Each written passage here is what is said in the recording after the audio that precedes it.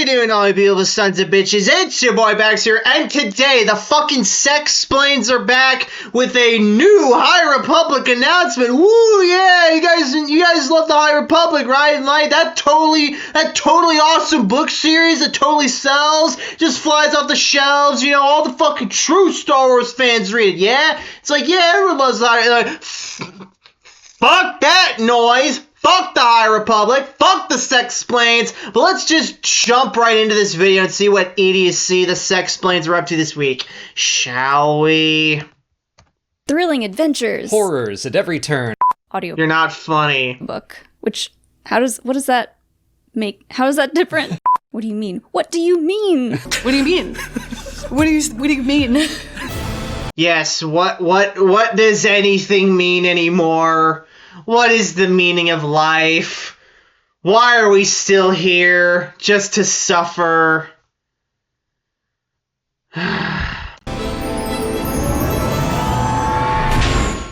What's up, everyone, and welcome to Last Week in Star Wars.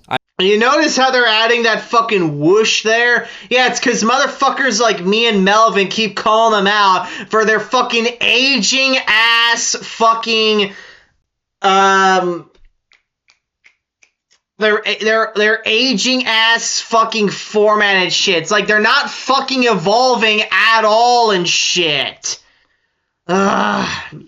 Yes, Alex, we know who you are. We know who you are, Molly. Stop this whole I'm Alex, I'm Molly bullshit, please. I'm Alex. I'm Molly. What did I just fucking tell you? And we're gonna just dive straight into the news, which, again, it was a light week, light news week, light canon week. We're thirsty. Okay, so that right there tells you that this video is worth skipping. Like, oh, it was a light week, light news week, nothing whole lot this week. Then don't make the fucking video, dumbass! For some news. Yeah, not a whole lot to talk about that's new, but like today, on Thursday when we record this, right before we were gonna record, some news did break. So yay! They knew we needed something. They're giving us crumbs, but you know what? We'll take it. This is more than a crumb, I would say. We got a new Audible original announced.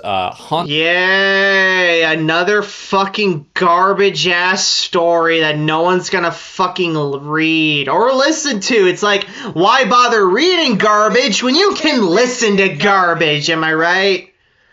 I'd rather stick a fucking screwdriver down my ear, but whatever. Haunted Starlight by George Mann is coming out on March 6th. This is going to be a sequel, I believe, to Seeds of Starlight, which was a surprise Audible original. Look at this soy-ass artwork. Look at this fucking effeminate-ass man. But hey, I'll give him credit. He's like one of the few fucking white guys still allowed the Jedi Order at this point, am I right? Fuck Disney Star Wars, man. Original that came out late last year. The publisher's summary reads, days after the Jedi stationed on the oceanic world of Irem have... That's another fucking planet that didn't exist in the old fucking shit. ...seemingly neutralized any threats to the local people, mysterious growths begin to overtake the city. When the Jedi make a connection to the sunken wreckage of Starlight Beacon... That's another fucking station that didn't exist in the old fucking canon. They're forced to embark on a thrilling underwater adventure where the gloomy depths hide horrors at every turn. Thrilling adventures. Horrors at every turn. Underwater. This is gonna be the greatest thing ever. Someone will die. That is... this bitch right now is me, and fucking Chris Pratt is the fucking Sex-Splains. Okay, I'll give Alex and Molly this, but it's not any credit of theirs. It's because it's like this bitch. I haven't seen Parks and Rec. I don't know who this is. This bitch is just me right now. Yeah. Of fun And of murder. Yeah. They've been doing that recently, just kind of like all of a sudden be like, hey, there's an Audible thing out and it's available now. Yeah, I wonder great fucking marketing. Just don't fucking tell your fucking customers that, hey, we're going to Audible now. Like, no, just dump the garbage on there and just expect them to come for it, because they're fucking consumers, man. why that they're... Look at this fucking background. This is a fucking consumer right here. Vey. I'm looking at their fucking books. All I'm seeing are fucking Disney garbage. This just proves that they're fake fans. I don't really see a whole lot of fucking actual, real fucking Star Wars books. Just more Disney crap that they shart onto the shelves. They're not like promoting these more so like more ahead of the time. Right. I think this is the first time they've actually promoted one, so it's nice to be able to prepare. I didn't listen to the first one, but I might go back and listen to it because this one sounds fun and Why would you go back and read a fucking Disney Star Wars book? Like, are you high, woman? I take it back. With that face, she kind of is high. That's going on the fucking thumbnail right there. Let me get my snipping tool. And there we go. Nice. Anyway. spooky. It's nice and short. It got into the Dringir again if you've been Shut the fuck up, dog! following the... Shut the fuck up! I said shut up! Shut the fuck up! Shut up! Quiet! I said quiet! Shut up! Oi! Do I need to go out there and spank your ass? Oh my god, I do. 1 second, guys. I'll be right back. The dog has been thoroughly spanked. Alright, back to the fucking video. Also, has anyone noticed that Alex's shirts look too small on him, but fucking Molly's shirts look too big on her? Oh, fucking pathetic, man. Who've been following the High Republic, there was a point where the Jedi captured the Dringir's great progenitor, put it in stasis on Starlight Beacon, and then Starlight Beacon went down, and I was like, okay. What is the great progenitor? Oh, it's kind of like the main Dringir. So if it is... Patient zero. Kinda. Well, if it's put to sleep, all of the other Dringir go to sleep as well. Okay. So if it wakes back up, they all wake up. And in Phase 3, some Dringir have been waking back up. So I was like, are we going to discuss this at all? Yeah. That sounds fucking stupid, my god. Fucking pathetic. Oh my god, it's like, oh, if the guy at the top of your like chain or whatever the hell, like if he fucking goes to bed, then everybody goes to bed. It's like, what if there's a fucking emergency that people need to take care of? Oh, well, we can't do that because the main leader man's asleep, therefore we all have to be asleep too. What the hell is that? Fucking stupid ass shit, man. God. So that looks like what it is on the cover then. Yeah. So at the end of Seeds of Starlight, we found out that the great progenitor is alive at the bottom of the ocean on Irem. It's still in Starlight Beacon. What the hell? How the hell is it not dead? Oh my god. That makes no fucking sense at all. Fun. So yeah. Fun. It's Disney Star Wars, stupid as hell. Just turn your brain off and just accept the bullshit shoved in front of you. Consume it all! Fun! Anyway. I guess they're going to have to go find it, get it out. I don't know if they're going to kill it or what's going to happen, but they need to deal with it because Dringir are now like attacking the people of Irem. Yeah, no, Who cares? Sounds interesting. Yeah, of course it fucking does. This dumb fuck. Oh my god, of course this dumb fucking bitch finds it interesting. It's like, ugh.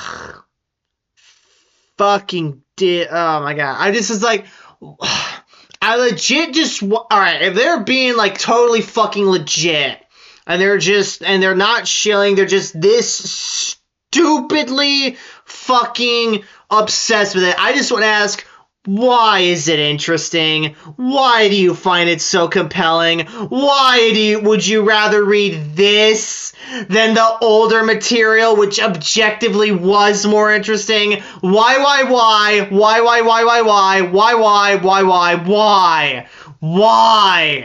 Why do you constantly subject yourself to this stupid ass fucking garbage? It's got no fucking quality control on it at all. You're wasting your time. You're wasting your money. And you're continuing to let Star Wars get worse. God. I wonder how popular the audio. It's not really an audio drama. It's an audio book. It's an Audible original. Or Audible original, yeah. Audiobook. Which what does that make? How is that different? So I think an audio drama has like a full cast. Okay. And an audio book, even if it isn't accompanied by a physical book, is one narrator. Okay. I did see it was written by George Mann. Mm-hmm. Did he write the other one? Yes, he did. Okay. So that'll be available on March 6th to all Audible members. And if you need an Audible subscription, you can go to audibletrial.com/Star Wars Explained and sign up. Yay! Just subscribe to Audible so you can read shitty-ass Star Wars books. Yay! I'm putting this shit on fucking 2-speed. I don't want to be here all day. Hey. How's that? Love it. We'll put a link down in the description. There wasn't much else in the way of news, but I did see a quote from Stephen Knight, who was writing the new Jedi Order movie and then left to do the Peaky Blinders thing. Yay! Let's give fucking the new Jedi Order books plot to fucking Rey. That's gonna work out really fucking well. And The Thing, his movie. I don't want to discount that, but he went to go do a project that's very personal and important to him. Mm-hmm. But someone asked him about the fact that, like, it's like, how many goddamn writers have been on this goddamn thing? Like, honestly, it's like you got that guy. I think you had some other guy prior to that. And fucking, I can't remember. I'm gonna do a full fucking, I'm gonna do a quick Google search and I'll be right back, everybody. Alright, I tried to do some searching around and I couldn't be asked enough to find, like, the list of guys, but my fucking point is that it's gonna suck anyway, so who gives a shit who's writing it? It's gonna fucking suck. Fucking Sharpino made Shimoy anyway. The new Jedi Order movie, and he said, there's a system, and when you engage with it, you know what it is. You do your bit, you turn in your draft or drafts, as I did, and then the system moves on. I fully expect that substantial amounts of what I did will be in the movie. Who knows? But that's the expectation. So that just, to me, is a reminder that this happens a lot in Hollywood. This is how many movies are written, that someone comes in, does their work, and then has to move on to another project, and someone else steps in, and that's what happened here. Yeah, I like that he came out and said this, because some people who don't know the industry as well. Oh god, she's got that fucking transgender R2-D2 right there. Fucking pathetic, man. Well, could hear... Molly, I legit hope you never have children, okay? They don't deserve you as a mother. That, like, Stephen Knight got kicked off the project for this other person. And it's like, no, he came in, he wrote some stuff, and then he had to leave, and he's fine with them using... Yeah, or they fucking fired him, because Lord knows Lucasfilm doesn't like it when people do what they absolutely fucking want. what he wrote for them, because that's what it was for. Yeah, to me, it sounds like George isn't starting from scratch. He's working off what Stephen began and continuing. And I think Daisy Ridley said something to that effect as well, that, like, the story isn't changing, but they are trying to find the best way to tell that story. Yeah, so There is no best way to tell that story. It's gonna be shit no matter who the fuck they get, what the fuck they do. No one fucking wants Rey. No one wants Disney Star Wars. We want real Star Wars, god damn it. Like, how hard is this to fucking understand? Fuck. There's any bad blood. I don't think Stephen Knight is, like, upset that they're... Yeah, the article even mentions another project he's working on with Disney right now. So, yeah, no bad blood. This is kind of standard. It's just because it's Star Wars. When you hear, like, a new writer is coming in, everyone, like, wants to assume the worst. I feel like this probably happens to tons of Yeah, because it's Disney Star Wars. It's always the worst with them. movies. And we just don't hear about it because it's not Star Wars, and it doesn't sell a million articles, like, about the same thing. And, sometimes you see a movie that had a ton of writers and, the movie's not great and people will want to blame it on the fact that too many cooks were in the kitchen. But sometimes, like, I was just looking at Top Gun Maverick and it had 5 writers on that movie. And that movie came out great. I really like that movie. So, I mean, is it kind of like having a writer's room? Yeah, I don't know. I've never been in a writer's room. Like a writer's room. I know they're starting to do that more for television, so shit. that makes a little bit more sense, I guess, kind of breaking it up into episodes. But yeah, maybe think of it like a writer's There's room. no reason to have that fucking many on one fucking project. I don't care how good the final product is. There's no reason to have that fucking much. Because one of the fucking problems with modern day Hollywood is fucking production bloat. There's too many people on every fucking movie, which means the film has to make more money so that way everyone can get fucking paid. Fucking bullshit, man. Just cut out the fucking dead weight. Movie. We don't know how writers' rooms work. Go listen to a film. Yes, we do, Molly, and they're bullshit. Makers podcast for that. And finally, for news, we just wanted to take a moment to congratulate Warwick Davis, who won the BAFTA Fellowship, which is like, Molly was just saying, is their like Lifetime Achievement Award. Yeah, it's supposedly like the greatest honor that the British Academy can give, so it's a pretty big deal. That's awesome. So, and I watched his acceptance speech, Yeah, and Mark Hamill lost his fucking pants there. Great. which was beautiful and sad. It was a tribute to his late wife, and it was Are you gonna fucking talk about that Sexplained? No? Of course you're fucking not. cutting between him and his kids, and like they were all crying, but like it was a beautiful tribute and very well deserved to Warwick. I mean, he's been in more Star Wars films than not. Yeah. And not to mention Willow and Harry Potter and all kinds of franchises. He's been in so many movies. He's literally been in movies his whole life, so a Lifetime Achievement Award sounds pretty accurate. Yeah, that makes sense. But yeah, he started off his speech with like, this means a lot to me, and I've been in Star Wars, you know, like, he loves that he has been able to be in so many Star Wars things. And he's just like so excited all the time to talk about the stuff that he's worked on, so this was well-deserved. Yeah. $25 a month whatever. forever. That's a great idea. I know. I do all my best thinking in the shower. If only Disney had more great ideas. The last week in canon, there were 2 comics that came out. One of them was the Ahsoka adaptation issue. Hooray! No one's gonna fucking buy this shit. What a waste of fucking paper and ink, man. Which we weren't really going to cover here because it's not like a new canon story. It's just an adaptation of the last episode of Ahsoka. There are a few, like the Rogue One adaptation by Jodie Hauser, did a really good job of adding scenes, adding context. I liked that a lot. Pretty much every other comic adaptation has been like, yep, it's the same story, kind of been fast forward. I see the value in it for people who maybe don't want to subscribe to Disney Plus, and they're like, hey, now I can read the story. Oh, yeah. So, you know. Or better yet, just pirate it if you're that morbidly curious. There's that, but for me, I'm like, I'd rather just watch the thing. I know a lot of collectors appreciate having comic versions of their favorite stories too, so I like The comic covers. Oh god, no, it's the dog is back!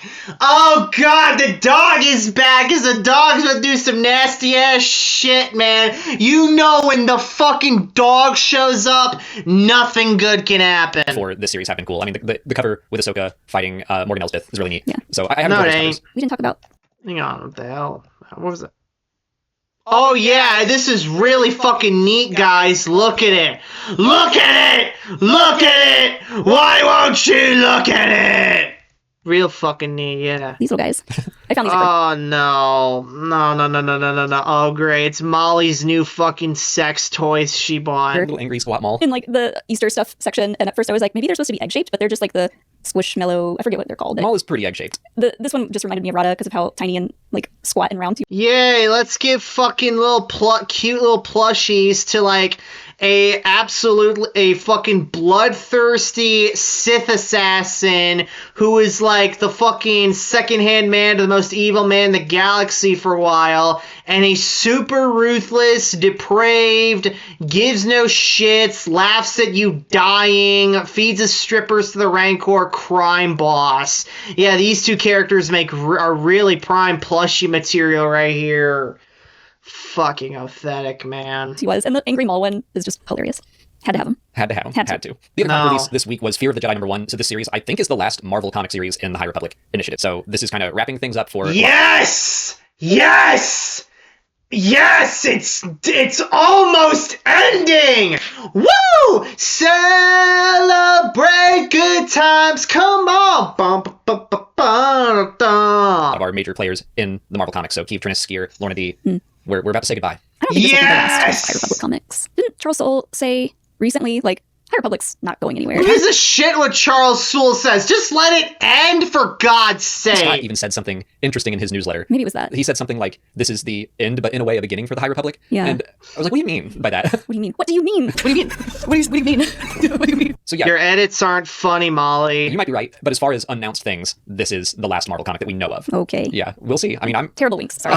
I'm not Dog, like, holding my breath get expecting more out of announcements 'cause I don't wanna there! Be disappointed. So in the section, keep Hold up. Do you guys see that shit? Hold up. What do you mean? Hold So yeah, you up. might be right, but as I far had as to go back a announced bit. things, this is the last Marvel comic that we know of. Okay. Yeah, we'll see. I mean, I'm Terrible winks. Sorry. I'm not like holding my Hold breath on. expecting more announcements because I don't want to be disappointed. Look, the dog is going for the nuts! The dog is going for the nuts! The dog is going for the nuts! Someone, quick, save this dog, save this pupper, save this pooch. We gotta get the dog out of the Sexplained house ASAP! So in this issue, Keeve Trinnis is patrolling the border of the Occlusion Zone with Styr, and she has to take on Master Sababa as part of her team. He was from the Saber for Hire comics and The Monster of Temple Peak. He has a past with Ty Yorick. He was her former master, and then he was captured by the Nile and turned into a child of the storm. That worries Keeve, understandably. So he's been like experimented on, basically injected with nameless blood. Ooh. Yeah. Yeah. So I didn't know who this was at all when they showed up. I was like, well, they look kind of scary. Yeah, he's been through some stuff, and I mean, it's sad. He says hi to Keeve, and he says like for light, and like struggles to remember the rest of it, which I think he's just trying to come back to being a Jedi and being rehabilitated. But Keeve is understandably concerned about this. Meanwhile, Lorna D is on the hunt for another child of the storm, so she's on Naboo inside the Occlusion Zone, and she runs into Kelnaka and his Padawan. So they've been stuck. Yeah, remember Kelnaka from that piece of shit Acolyte show? Yeah, ooh, yay! In Nile territory as well, and now they're going to help hunt down this child of the storm. This was fun because I did read the Kelnaka one-shot comic, so it was nice to recognize. Obviously, we recognize Kelnaka, but the Padawan too. Yeah, I was not expecting the Padawan for some reason. I don't know why. I should have, because in the Kelnaka one-shot, like he gets the Padawan right after the fall of Starlight Beacon, and we knew Kelnaka. I read that Kelnaka one-shot and it was fucking pointless. Don't fucking read it. Oh shit! I accidentally muted it because subconsciously I really want them to stop talking. But anyway, Obviously, we recognize Kelnaka, but the Padawan too. Yeah, I was not expecting the Padawan for some reason. I don't know why I should have, because in the Kelnaka one-shot, like he gets the Padawan right after the fall of Starlight Beacon, and we knew Kelnaka was going to be in this issue because he's on the cover. Yeah. So. And this was before he like shaved his head and got those tattoos. Yeah, which he's got the tattoos on the cover, but I think that's just to be like it's Kelnaka. Whereas in the comic itself, I don't think he has the tattoos yet. Yeah, I'm sure everyone would have been like, "Oh my god, it's Briaga!" Right. If you didn't. So this issue had a lot of fun connections through, like I said, Saber for Hire, Echoes of Fear, Tempest Breaker, the Kelnaka one-shot. Sure. It does feel like it's starting to tie things together, bring things to a conclusion, the same way the books are. So I'm enjoying that. Can you give me like a real quick rundown of how Lorna D got to this spot? Because I have not been keeping up with her story. She's captured by the Jedi at the end of Phase 1. Don't, Molly, because it's Disney Star Wars, so it's gonna be ass no matter the hell what. And she escapes that and kind of gets away from the Nile, gets away from the Jedi, and starts to work for a hut. So she just kind of goes out on her own. She winds up back tangled up with Keeve and goes on a little mission with her, helps rescue a little girl, kind of becomes a little better and a little better. And so did she like not want to be associated with the Nile anymore? Yeah, she does not like Marchion Ro. Okay. She wants to get away from all that. In Tempest Breaker, yeah, the Nile, those antagonists who are totally fucking cool and shit. Yeah, remember those? Of course you fucking don't. Their mission from the comics continues on, and the Nile are coming after them, especially Baron Bulin. So she gets more wrapped up in things, and they have to go, and she is face to face with Marchion Ro. She bites him in the neck, which was cool. She does have sharp teeth. Yeah, that was the best part of the audio drama, is that every time I hear a shill, be it Sexplained or fucking J.I.A. Cub, just talk about High Republic shit, it's like I can't help but think of the fucking way my dad looks at me when I talk to him about fucking Star Wars and shit. He's all like, uh-huh, yeah, uh-huh, yeah, uh-huh. It's like, none of this shit matters at the end of the day, Alex. I hate to keep repeating myself throughout this whole fucking video, but this is fake Star Wars, plain and simple. they're at like a Nile ball, and she is in disguise, but he recognizes her, and they kind of like have this tense thing where they're dancing. And I think like he thinks that she's with the Jedi, so she won't do anything rash. And she's like, I'm not all the way with the Jedi, and then she tries to kill him. Fun. I think I like her. Yeah. I think he liked the full story, but through the end of Tempest Breaker, she kind of gets a pardon from the Republic because she helps them out.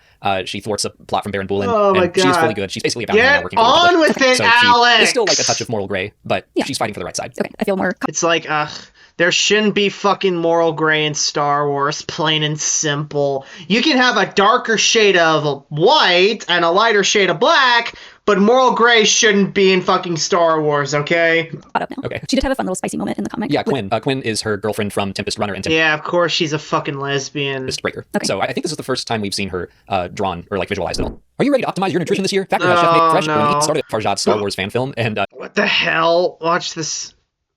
Oh, fuck. Coralie directed The Substance, She's which is a French, movie. Yes, so we probably aren't saying the name I know I'm not. super correctly, but it's a very French name. So. I'm doing my best over here. Well, yeah, you. I don't speak You're just French being very either. nice. So yeah, she directed The Substance. Watch which is a movie we Code saw in, like, She also did, Lyoko. I think it was called Revenge, which was a movie You've I seen that. have seen from several years ago that I really liked. But yeah, she makes really good stuff. Well, 30 years ago when she was 17, she Yeah, put out a sure Star she Wars fan film does. of her own. She just recorded basically a bunch of her favorite scenes, I guess, but it was her friends doing them, and there were costumes, and it was very charming to watch. It's free to watch, Yeah, right? it's just On YouTube. It's funny because there's parts of the actual Star Wars films in it, and then it's like them in homemade costumes, and she did the credits and everything. The people doing the Ewoks are just kind of like squatting down, like. The fuck? Okay, this is pretty fucking authentic, man. What the hell is this shit?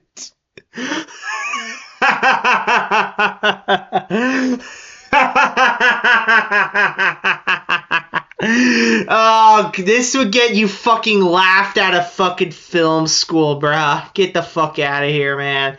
This is poor, even by fucking poor standards. Fucking pathetic. Squatting down, like walking and squatting at the same Just time. getting all of her friends and like dressing them up and painting their faces. And Yeah, stuff. the C-3PO character had a pretty impressive get-up. My favorite was Chewbacca. Oh, yeah, real fucking impressive getup right there. Fucking gold fucking tin foil.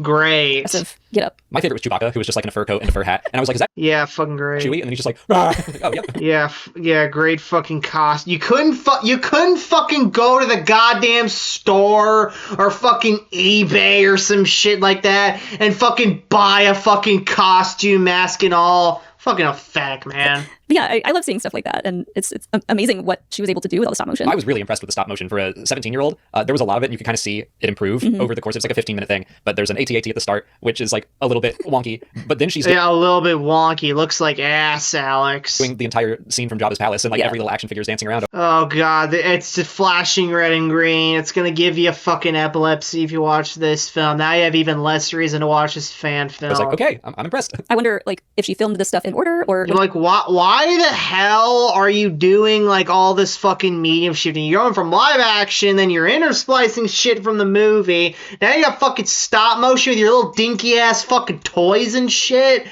the hell's going on with this bitch? she first started out, she was like, I don't need that many frames, and then watched Also, speaking of this bitch, thank God Molly's back to wearing fucking pants.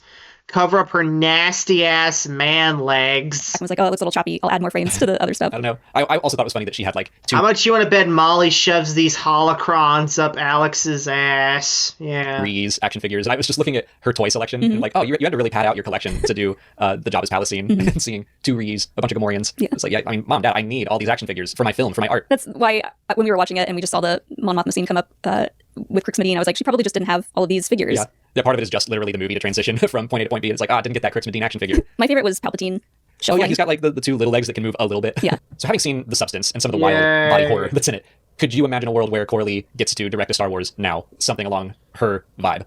I mean, If she does, I have a very strong feeling she's gonna make some fucking Disney Star Wars bullshit.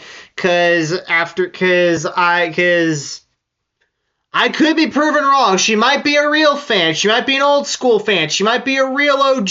I don't know. But I'm willing to bet good fucking money that she hasn't read any fucking comics, read any fucking books, hasn't played any fucking games, doesn't know any fucking thing in the... She probably doesn't know what a fucking Revan is. So I'm just gonna play it safe and just not trust her unless she fucking proves it. So, fucking, what's your face? Who made that shitty-ass French fan film? Comment, if you're watching this, comment below. Prove you're a fucking fan. Prove you're a fucking fan. I would love that. I was trying to think of something that could happen of someone transforming in Star Wars. We don't get a lot of that. It's happened in the comics. Yeah, like, there's not a lot of overt human body horror in Star Wars, because, you gotta keep it Light. Keep it still, for kids. But in The Mandalorian, there was that Star Wars shouldn't be for kids. What the hell are you on about, Molly? robot monster creature that was trying to steal Din's blood. And that was weird and scary and creepy. So we could find some middle ground there, and I'm sure she could create something incredible. I'd love to see what she could do now. Like, watching her as a filmmaker and seeing where she came from, it's so wild. Like, the substance is insane.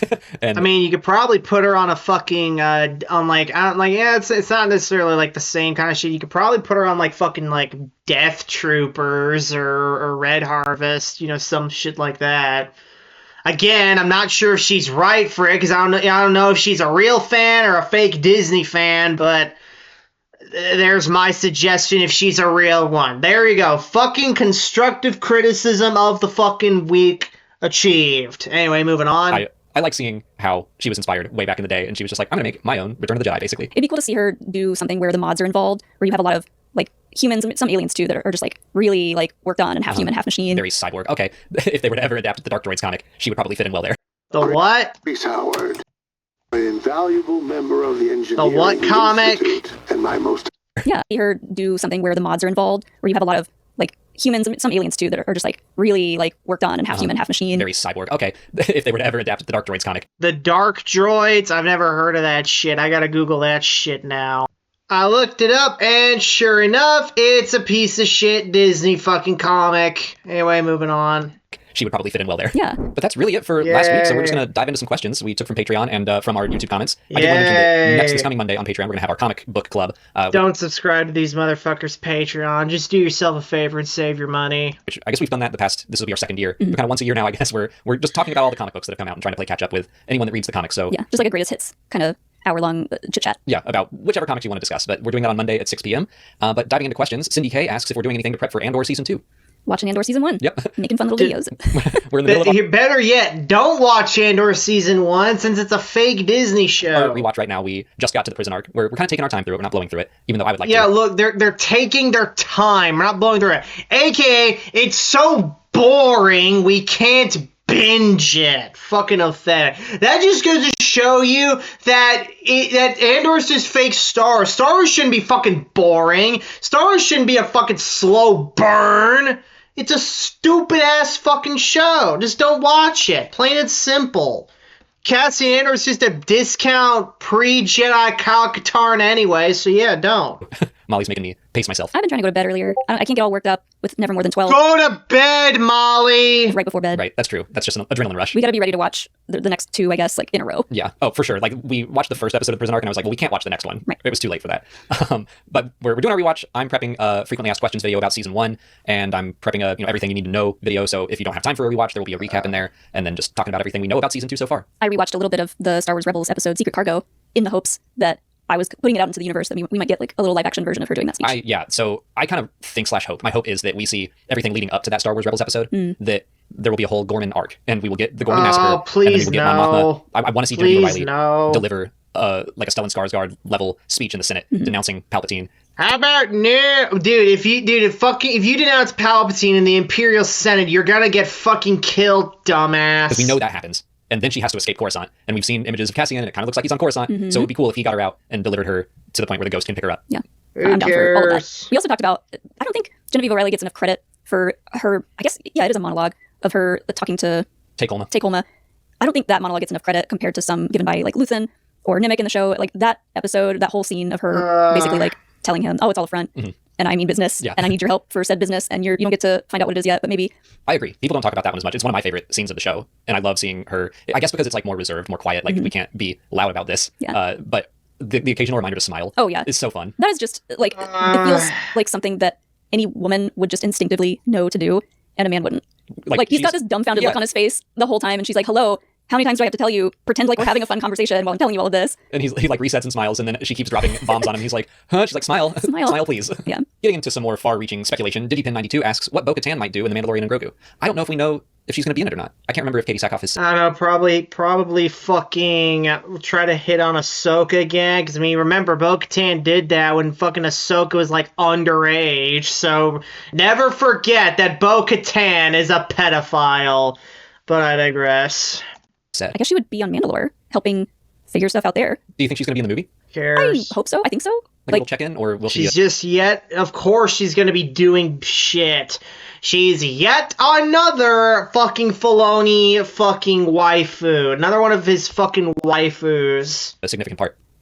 Whatever trouble Din and Grogu get into, which is inevitable, I'm sure the other Mandalorians are willing to like come and help if need be. I think that is probably the case. I mean, why the hell are the other Mandalorians inclined to help Din? Unless they're part of the same fucking clan, then they're not obligated to give a shit. Like, sure, some might, but not all of them? No, just because they're fucking Mandalorians doesn't mean they all fucking love each other and shit. Back in the first season, when we got that shot of a bunch of Mandalorians coming in to help Din save Grogu, that just felt like such a crazy moment to see in live action on TV. Yeah. And they've kept like one-upping that and bringing more and more Mandalorian action to the screen. So I agree. I think there could be like a Bo-Katan leading the charge with... Yay, more fucking Mandalorians getting absolutely ass raped by Dave Filoni. Yeah, because Dave Filoni did such a great job with fucking... the Mandos all the way back when he started his rampage against fucking canon and lore in fucking TCW, yeah. A bunch of United Mandalorians to help out. Yeah, and also I feel like we might get a tiny little time jump, and for what all the Mandalorians were doing last time we saw them on Mandalore. Unless the goddamn Mandalore is telling them to help Din, and even then, why the hell would the Mandalore do that? Din is screwed, okay? So just let Din be screwed. Let him have his eternal fucking baby and shit. Fuck Grogu, fuck Din, fuck that entire show. Let it fucking burn in the sun. Imagine they'd be having to go back and forth getting supplies if they are indeed going to like rebuild and start a new life there. And especially if Bo-Katan is like taking on more of a leadership role. She might be traveling back and forth in talks with the New Republic a little bit more. You know, I don't want any fucking characters from the old canon to appear in Disney's garbage. But if there's one character we have to bring back Dirge. Because everyone remembers Dirge, right? Fucking regenerating biomass dude who fucking hates Mandalorians, the Jedi bounty hunter from Gandhi Clone Wars, aka the real Clone Wars cartoon. Oh yeah, Dirge is a badass, wasn't he? If we need to bring Dirge back so he can kill Din and Grogu and we can be done with them. That's it. Sick to death of Din and Grogu. More involved. And we did see that they were gifted a bunch of land on Navarro. They have like all the way to Bullet Canyon. So there might be a little Mandalorian settlement there. Yeah, maybe they have a little like in-between house situation there. That's where Bo-Katan's vacation house is. Yeah, her little bungalow. Jedi Master Fonz asks what kind of Star Wars video games we would like to see in the future. Something cozy. Why is it that... Oh my god. Okay, first of all, I find the concept of cozy games to be kind of cringe. Wouldn't you guys agree? They're really fucking cringe, especially when they're played by cringe-ass bitches like Molly here. It's like, Molly, why the hell do you want a fucking cozy-ass Star Wars game? Star Wars shouldn't be fucking cozy. It should be action-packed. It should have fucking spectacle. It should have fucking drama. It should be high stakes, or relatively high stakes. Why the hell do you want a goddamn fucking cozy-ass Star Wars game? And of course, Alex is about to fucking validate her, saying, oh yeah, that'd be totally right. Look at him, he's smiling like a goofy-ass idiot. Actually, never mind. This is the fucking thumbnail right here. Just some fucking goofy-ass motherfucker. There we go. That's gonna be Alex's half of the thumbnail when I make it. Anyway, moving on. Yeah, you're all into the cozy games now. You're very excited for that Hobbit Shire game that's on the way. I want to play as Grogu, fixing things in little tiny hallways. Of course she wants to play as the goddamn cute character. That's all these bitches fucking care about. Like Molly, fucking Louise Julie, fucking the goat lady. It's all they fucking care about. They only care about the cute shit. It's like, you ever notice that like fucking cringe-ass bitches like these bitches always care more about the fucking cute characters or the kids or the droids or the cute animals more than the actual, main characters? Because they're fake fucking fans. It's actually adorable. Like, we could have a cozy game of Din and Grogu's house on Navarro. They've got that little pond. So basically it can start. Yeah, it could be like a builder, kind of like Animal Crossing, right, where the Mandalorians are having to build their settlement on Navarro. But yeah, you can choose to play some like scenes as Grogu. Your pitch sucks, Molly. Well, you could kind of like Animal Crossing. You control maybe Grogu. And who the hell wants Star Wars Animal Crossing? Get the hell out of here with that. Obviously, Din is there. You can swap. Animal Crossing is cringe, and if you like it, you're cringe yourself. Between control for them, and you have to upkeep your home, and Din will be like, I broke a circuit breaker again. Take your helmet off, Din. Maybe you can see better. And so he has to like put his son into the walls, and then you control. Well, cool. So fine. Do we get to go on fucking bounty hunts and shit in that game? No, of course not. Grogu to fix things. Like everyone in that area. Because why do we want fucking action in a goddamn Star Wars game? Am I right? That should just be like boring compared to the fucking high stakes, pulse pounding intensity of needing to fix some shit around the house and play with a goddamn baby. Need Grogu to do little tasks. Oh for yeah, them. you're just Grogu walking around fixing everything. Yeah, or also like helping Din's relationship level move up with all the other towns. I'm gonna help Dad make a friend. Yeah, and like you can go into the city of Navarro, go to that marketplace, put him in the IG unit. Well, I was thinking about that too, but they took that away from him because they made IG-11 back again. How dare they? Well, we'll figure out a way for him to still interact with it. I'm glad IG-11 is back and all, but that was a fun little mech suit for him. Yeah, you could go hang out with the Anzellans. I need this to happen. Just now. go hug an Anzellin. Yeah. It's a side quest. It's got in Animal Crossing, you have to pick weeds and stuff, and this your daily thing is like, all right, I gotta go bother an Anzellin. You gotta catch frogs. Eat a frog. You've already gotten most of your dream Star Wars games. Yeah, I keep saying that. It's like Fallen Order and the Star Wars Jedi series, like that is exactly the kind of game I love. Of course this guy likes the fake-ass Disney Star Wars games. Christ. Like, you never hear this motherfucker at all talk about, like, The old ass games, like the fucking classics we had back in the day. Battlefront 2, Republic Commando, KOTOR, fucking hell, not even Super Star Wars on the Super Nintendo. It's just all this Disney bullshit. His whole room is just filled to brim with Disney bullshit. He's a fake fucking fan, man. Play. And then Star Wars Squadrons was probably the second thing I would That's have wanted. another It's just fake a hardcore flight Disney sim. game. So an updated pod racer would be really fun. Something like that. Obviously, when the third Jedi game is over, I don't know if they're going to How keep the about Jedi series going or now? what. I hope they do. Yeah. But I don't know. I don't really have a lot of like wishes. I don't know much about the game that's being made by the XCOM company. And I never played XCOM, so I don't know what to expect there. But a good like updated RTS would be fun. You fucking pussy who's never played XCOM. Also really enjoy a good like choose your own adventure kind of game. Yeah, It's more like, narrative. yeah. So just like a short, maybe like a 3-4 hour story set wherever, and 3-4 hours, Molly. Your standards are way too fucking low. Jesus H. most Christ. of the gameplay is kind of like easy stuff. Just making and decisions. Making decisions. Yeah. Yes, easy stuff. Because if there's one thing that isn't a problem with video games is that they're too fucking easy nowadays. No. The total lack of challenge in video games across the board is not a problem at all. No. It's just a problem with those fucking toxic ass bullies who play those games. What are they called? Dork Souls? I don't remember. Anyway. I think that would be a lot of work, but could be good. Those are because only losers want a fucking challenge when they play video games. Am I right? Yeah. But that's it for last week in Star Wars. Oh, thank Christ. Oh my god. Thank God that shit's over.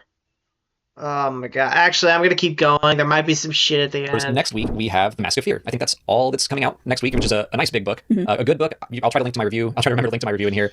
Which is Your review where you were totally fucking paid off. spoiler free if you want to learn more about it. But that's another thing for Andor prep. If you want to read that, it is very much made with Andor fans in mind. But that's it for today. If you haven't already, please like this video, subscribe to the channel, Follow us on Twitter, Instagram, Blue Sky, TikTok, and Facebook. and consider checking out our Patreon page. Hi, Hilo. Why is your face wet? As always, thanks for watching, and may the Force be with you.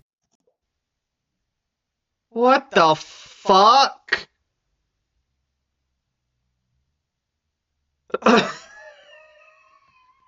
The fucking dog was oh my god. The dog fucking wants more of that shit. Oh my god. We gotta get this damn dog out of the Sex Explains' hands, everybody. Christ. So if you guys enjoyed this episode, please give it a thumbs up, comment below if you subscribe for more videos like this, and I'll see you guys next time in the backseat. Take care.